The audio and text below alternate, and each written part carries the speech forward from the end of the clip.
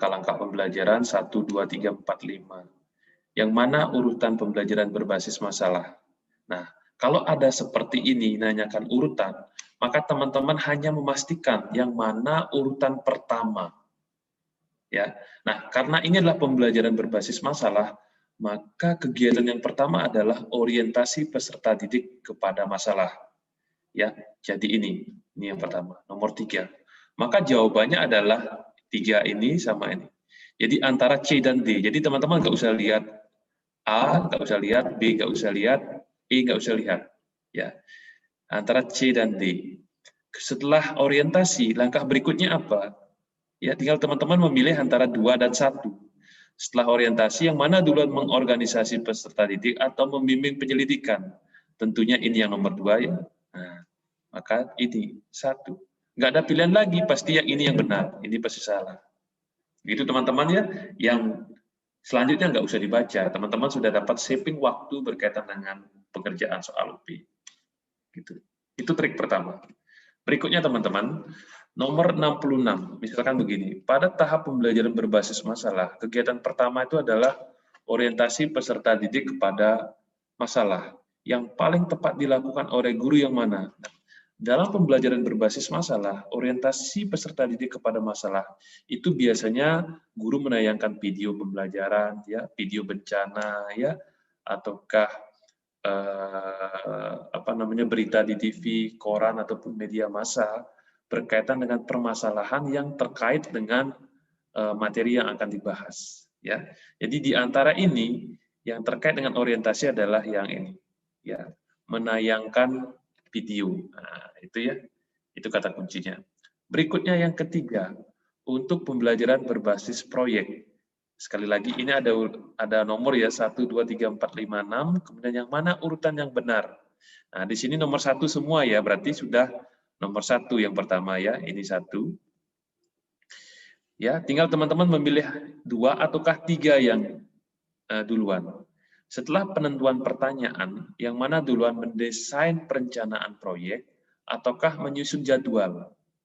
Ya, jadi saya pikir pasti duluan mendesain proyek. Ya, nggak mungkin teman-teman buat jadwal dulu baru desain kan, pasti desain dulu baru tentukan kapan itu akan dikerjakan.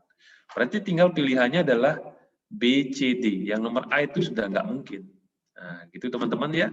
Tinggal fokus 1, 2. Nah, mana duluan 3 atau 4? Setelah mendesain tentunya yang mana duluan menyusun atau memonitoring. Nggak akan mungkin memonitoring kan, pasti menyusun dulu kan. Nah, ini 3. Oke, berarti antara ini ya. Ini 3, 1, 2, 3. Yang mana duluan 5 atau 4? Tinggal milih itu. Memonitoring ataukah menguji hasil? Tentunya karena ini adalah pembelajaran berbasis proyek, pasti menguji hasil itu belakangan. Pasti monitoring kemajuan dulu ya. Maka inilah keempat. Berarti tinggal yang benar itulah 1, 2, 3, 4. Hanya C yang begitu urutannya sesuai. Berarti tinggal ini yang benar. Ini pasti salah.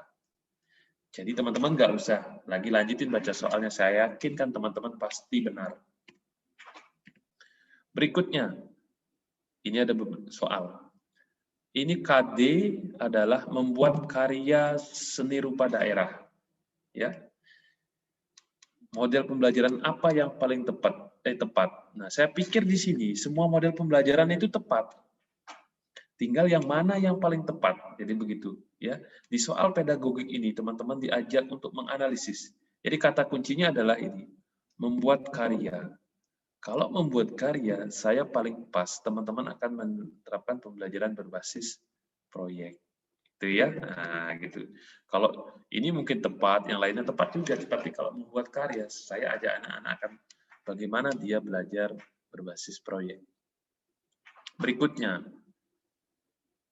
ya, seorang guru mengajukan pertanyaan kepada siswa dengan tujuan agar siswa mengingat kembali materi pelajaran yang telah dipelajari sebelumnya. Nah, ini termasuk kegiatan apa? Kalau guru bertanya berkaitan dengan materi pelajaran yang sudah dipelajari sebelumnya, maka itu berkaitan dengan membuat acuan. Kalau itu ya. Jadi kita bertanya kepada siswa tentang materi yang sudah lewat, itu adalah kita ingin membuat kaitan. Sorry ya, membuat kaitan. bukan memberikan acuan. Tetapi maksudnya kita memberikan acuan itu adalah ini, teman-teman.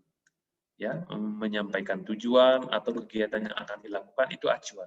Contoh gini, anak-anak hari ini kita akan belajar tujuannya adalah 1, 2, 3, 4. Ya, untuk mencapai tujuan itu nanti anak-anak akan melakukan percobaan, akan diskusi ini dan ini. Nah, apa yang disampaikan oleh guru itu berkaitan dengan acuan, teman-teman. Ya. Tapi kalau kita bertanya tentang materi yang sudah lewat, itu adalah membuat kaitan. Ya. Berikutnya, teman-teman ya, pada rancangan pelajaran terdapat contoh KD, yaitu mengidentifikasi jenis, sifat, fungsi bahan alam dari tanaman untuk produk karya seni rupa kriya.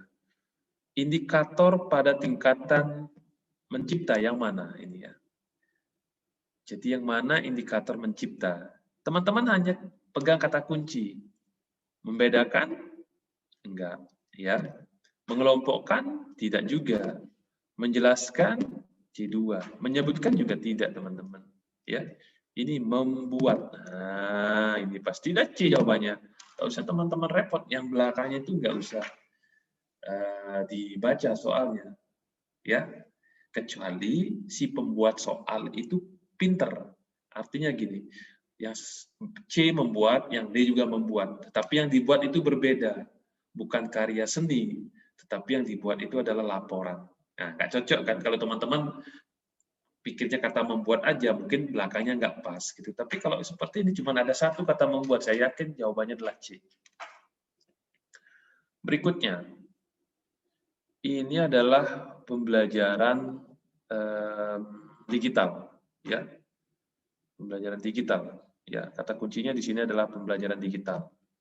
Berikutnya yang dimaksud dengan prinsip aksesibilitas, akses. Nah, ini ya kata kuncinya. Sebenarnya soal ini nggak usah dibaca sebenarnya. Ya, teman-teman, yang dimaksud prinsip aksesibilitas dalam pembelajaran digital yang mana? Ya ini, ya mudah diakses oleh peserta didik. Ya, teman-teman, itu ada beberapa prinsip ya dalam pembelajaran digital. Teman-teman itu harus baca di modul 3, ya. Berikutnya teman-teman, untuk pembelajaran blended, ya, blended.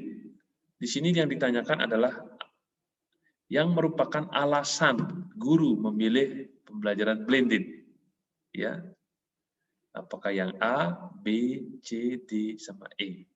Teman-teman kalau ditanya alasan, berarti teman-teman harus menganalisis dari A sampai E, ya. Harus dibaca ini. Yang pertama itu sangat membantu guru menyampaikan materi. Bukan itu alasannya ya, pembelajaran apapun ya memang ini tujuannya. Hanya dapat diaplikasikan pada beberapa macam strategi, nggak cocok. Ya, pembelajaran blended dapat mempengaruhi menurunnya akses dan fleksibilitas. Bukan, malah ini yang dituju ya. Bukan menurunkan, tapi meningkatkan akses dan fleksibilitas peserta didik. Cocok itu kan. Ini salahnya ya, menurunkan. Nah, di sini pembelajaran blended dapat meningkatkan efisiensi. Nah, efisiensi betul ya, efisiensi dari sisi waktu, tenaga, uang dan lain sebagainya ya. Jadi pembelajaran blended itu dapat meningkatkan efisiensi dari sisi waktu, tenaga, uang ya, baik guru dan peserta didik. Seperti sekarang ini teman-teman. Jadi dengan adanya kita bisa daring seperti ini ya, teman-teman yang dari berbagai pelosok bisa menyaksikan apa yang akan saya sampaikan ya. Berikutnya, yang merupakan tujuan blended, ya, yang merupakan tujuan pembelajaran blended. Nah, kan blended itu adalah ada dua kata kunci ya. Blended itu adalah menggabungkan antara pembelajaran luring dengan pembelajaran daring. Itu kata kuncinya, ya. Nah, di antara ini yang mana ada daring dan mana ada luring, ya. Yang ini adalah ini teman-teman ya. Diskusi, tanya jawab, kemudian eksplorasi internet. Nah, ini kata kuncinya ya. Yang lain nggak ada seperti itu. Jadi yang ini yang benar. Itu ya teman-teman ya. Nggak usah repot-repot nanti jawab. Yang penting teman-teman tenang. Berikutnya ini soal hot. Komponen yang berorientasi hot yang mana? Ya, kalau ada seperti ini teman-teman, ya ada 1, 2, 3, 4, 5, 6, teman-teman harus memilih 5. Nah, kira-kira mana yang tidak. Gitu aja kata kuncinya teman-teman. Ya, yang tidak hot itu yang mana? KD itu bisa hot dan bisa tidak ya. Indikator juga sama, bisa hot, bisa tidak. Ya, kata kuncinya itu level kognitifnya bisa dibuat. Tujuan juga ada hotnya ya. Jadi misalkan melalui percobaan siswa bisa menganalisis. Nah, itu menganalisis bisa hot. Ya. Langkah-langkah pembelajaran misalkan. Ya, ada hotnya ya. Penilaian juga tentunya ada hot. Karena penilaian kan basisnya ini adalah indikator kan. Ya. Yang tidak ada hot itu adalah yang materi. Tinggal 4, yang mana tidak ada 4. Ini ada 4 salah, salah, salah, salah. Yang benar itu adalah A. Selesai teman-teman. Berikutnya. Di silabus tertera KD 3.3, yaitu menggali informasi dari seorang tokoh melalui wawancara dengan menggunakan daftar pertanyaan. Indikator HOTS, nah ini ditanyakan ya, indikator HOTS. Yang mana? Menyebutkan? Bukan. Mengingat? Bukan. Memahami? Bukan. Mendaftar? Bukan. Ya B jawabannya teman-teman ya. Yang belakangnya itu nggak usah saya baca, karena indikator HOT itu adalah levelnya, level kognitifnya, yaitu mulai C4, C5, dan C6. Berikutnya, tujuan pembelajaran berbasis HOT. Yang mana? Nah, gitu teman-teman ya. Tinggal lihat kata kuncinya, mengidentifikasi, bukan. Menyebutkan, bukan. Mengingat, bukan. Memahami, bukan. Cuma ada satu, yaitu menguraikan. Ya pasti ini teman-teman jawabannya. Saya nggak baca lagi yang lainnya. Ya, karena ingat, indikator HOT itu muncul pada level kognitifnya. Teman-teman akan ingat, HOT itu C4, C5, dan C6. Oke, supaya tidak bingung, teman-teman harus ya dari sekarang itu kira-kira harus menghafalkan kata kunci di C4, C5, C6. Hafalkan kata-kata kunci utama, kata-kata kerja operasional. Berikutnya, yang merupakan contoh penerapan HOT dalam pembelajaran. Ingat, di sini mengamati, ya, kemudian mengidentifikasi, mengamati, mendiskusikan, membuat peta pikiran. Ya ini jawabannya teman-teman, nggak usah dibaca. Saya nggak baca lagi soalnya. Ya, oke, sudah. Oke. Berikutnya, sekarang saya kasih contoh yang begini. Saya nggak baca soalnya. Ya, soalnya saya nggak baca deskripsinya. Pertanyaannya adalah langkah penyusunan instrumen HOT yang mana? Ya, ini teman-teman. 1, 2, 3. Jadi jawabannya pasti A, B, C. Nggak mungkin D dan E, teman-teman. Karena pilihannya cuma 2. Ini sudah nggak mungkin, ini nggak mungkin. Tinggal 1, A, B, C. Berikutnya, 2 atau 4. Saya pilih pasti 2. Ini teman-teman. 4 kan nggak mungkin, karena cuma 1 dia. Ya. Nah, sekarang tinggal menempatkan 3 atau 4 teman-teman duluan. Ya. Setelah menyusun kisi-kisi, langkah berikutnya apakah langsung menulis butir pertanyaan ataukah memilih stimulus dulu? Nah, yang benar itu adalah ini dulu ya, 1, 2, baru ini 3. Nah, ini 1, 2, 4. Berarti jawabannya adalah B. Ya, betul ya. Gitu aja. Santai kan. Teman-teman nanti UP itu santai gitu ya. Tapi yang penting teman-teman tetap fokus. Berikutnya tentang ICT ya. Langkah pembelajaran manakah yang mengintegrasikan ICT? Nah, teman-teman lihat ICT itu pasti berkaitan dengan teknologi. Membaca buku teks bukan. Bertanya jawab dengan guru bukan. Mengamati video iya. Membaca teks PowerPoint iya. Ya jawabannya 3 dan 4 teman-teman. Ya, pasti C. Ya, gitu aja ya, teman-teman semua ya. Berikutnya saya akan ajak lanjut lagi. Contoh integrasi ICT dalam kegiatan pembelajaran yang mana? Papan tulis bukan. Tayangan PowerPoint ya. Ya. Teks media PowerPoint ya. Ya. Papan tulis salah. Berarti jawabannya adalah 2 dan 3. Itu ya, gampang ya teman-teman ya. Saya pikir teman-teman harus punya trik-trik ini.